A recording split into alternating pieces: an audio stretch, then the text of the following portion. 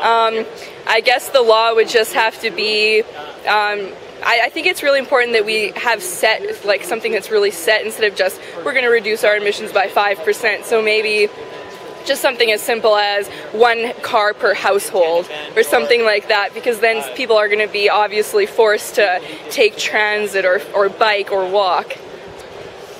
I'm sorry, can you repeat the question? I think make an equitable distribution of the burden of everything, like emissions and the way to disburse money and get the money. I think like the general idea. In charge of the world? Or? Yeah. Wow, if I was in charge of the world, this is kind of a weekend conversation. If I was in charge of the world, what would I do? I'm completely biased, but I would put the poorest first. I would ensure that the most vulnerable people are well represented through these negotiations. Well, I could say a lot of things. I don't know.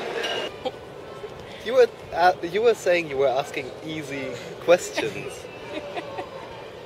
I would immediately implement the fastest possible shift from dirty fossil fuel to renewable energy. I would be forcing companies like BP to use all of their profits to invest in renewable energies and divest from their oil and so on, so that they could remain giant companies employing loads of people in nice, clean, green, well-paying jobs. I would act. If I would be a world leader from a rich country, I would do my homework, cut my carbon emissions at home, not abroad, and be ambitious about that.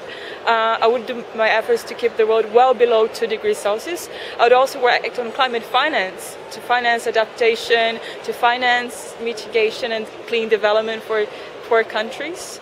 I would also call, if I was a EU country, I would regain the leadership for the Kyoto Protocol in place. That's what's needed here. So, yeah.